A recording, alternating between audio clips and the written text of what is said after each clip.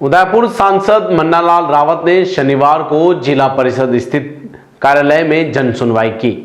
इस दौरान जिले के अलग अलग क्षेत्रों में पहुंचे लोगों ने पानी, सड़क, रेलवे और पेंशन से जुड़ी कई समस्या उनके सामने रखी। जन सुनवाई के बाद मीडिया से बातचीत में सांसद ने उदयपुर से सूरत तक ट्रेन कनेक्टिविटी और रतलाम जाने वाली ट्रेन के समय में बदलाव की मांग का मुद्दा उठाने की बात कही। साथ ही उन्होंने रेल मंत्री से इस विषय पर चर्चा होने की जानकारी भी दी। उदयपुर सांसद मन्नालाल रावत ने शनिवार को जिला परिषद स्थित अपने कार्यालय में जन सुनवाई की। इस दौरान बड़ी संख्या में लोग अपनी समस्या लेकर पहुंचे। जन सुनवाई में रेलवे, सड़क, पानी और पेंशन से जुड़े कई मुद्दे सामने आए। मीडिया से बातचीत में सांसद रावत ने बताया कि उदयपुर से दक्षिणी भारत की ओर जाने वाली ट्रेन फिलहाल असारवा तक जाती है। लोगों की मांग है कि इसे कालूपुर के रास्ते सूरत तक जोड़ा जाए ताकि यात्रियों को बेहतर कनेक्टिविटी मिल सके। उन्होंने कहा कि उदयपुर से रतलाम जाने वाली ट्रेन का समय भी लोगों के लिए असुविधाजनक है, क्योंकि यह रात करीब 1:30 बजे रवाना होती है। जो कई लोगों ने सुझाव दिया है कि इस ट्रेन का समय बदलकर शाम करीब 8 बजे किया जाए, जिससे यात्रियों को सुविधा मिल सके। सांसद ने बताया कि रेलवे ट्रैक के समानांतर स्थिति कुछ पुरानी बस्तियों के रास्ते बंद होने का मुद्दा भी सामने आया है। इसके अलावा यूडीए की सड़कों, पानी की समस्या और कुछ लोगों की रुकी हुई पेंशन जैसे मामलों को भी इनके सामने रखा गया है। सांसद रावत ने कहा कि उदयपुर अहमदाबाद रेल ट्रैक को ब्रॉडगेज से बदलने के बाद कई नई रेल सेवाएं शुरू हुई है और असरवा तक वंदे भारत ट्रेन भी चल रही है। उन्होंने बताया कि रेल मंत्री से इस संबंध में चर्चा हुई है और तकनीकी समस्याओं के समाधान के बाद भविष्य में उदयपुर से सूरत और दक्षिणी भारत तक ट्रेन सेवा बढ़ने की संभावना है। वहीं इस दौरान सांसद ने कांग्रेस पर भी निशाना साधते हुए कहा कि कांग्रेस तुष्टीकरण की राजनीति कर रही है और उसे अपने पुराने मूल्यों पर विचार करना चाहिए।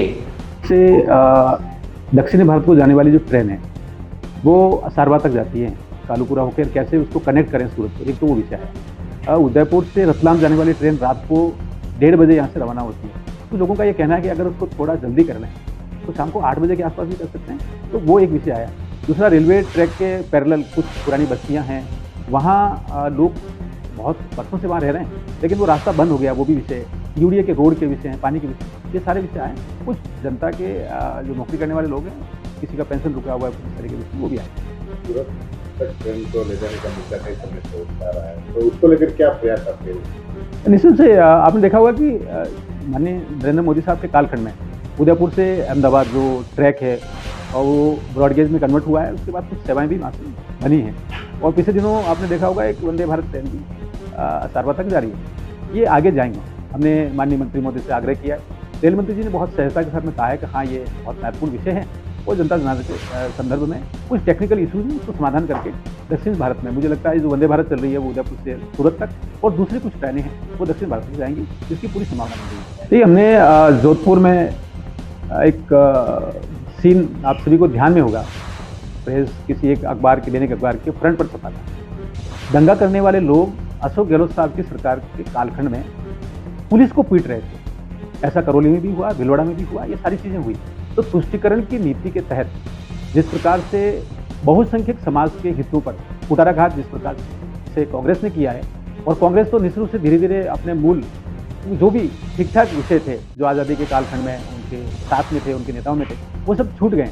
और आज की तारीख में तो कांग्रेस पूरी तरह से मुस्लिम लीग के जो सिद्धांत हैं उसके अनुरूप, और जहाँ लेफ्टिस्ट के विषय, माओइस्ट के जो विषय हैं उनको लेकर आगे बढ़ रही है। मुझे लगता है कांग्रेस को अपने गिरेबान में झाड़ कर देखना चाहिए।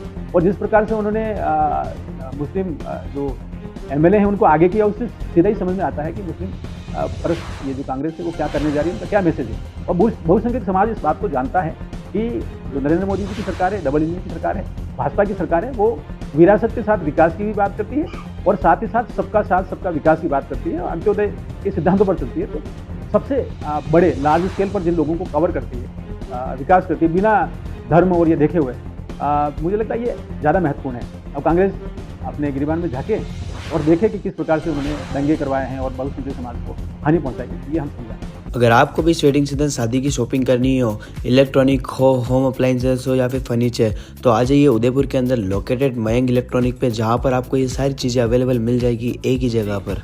नमस्ते दोस्तों, मैं Hitesh Jain, owner Mayank electronics 2.0 and Mayank electronics mobile world. शादी की पूरी शॉपिंग करने पे हम दे रहे हैं लाडली बिटिया को 6,990 रुपये का गिफ्ट, जिसमें से हम आपको दे रहे हैं mixer, tiffin box, pillow, bedsheet, comforter, iron और 3 लीटर कुकर। इतना प्राइस आपको कोई नहीं देगा पूरे उदयपुर में। तो आज ही आइए, आपकी शादी का सामान सारा बुक कराइए। Mayank electronics 2.0 sector 14 100 feet road. धन्यवाद।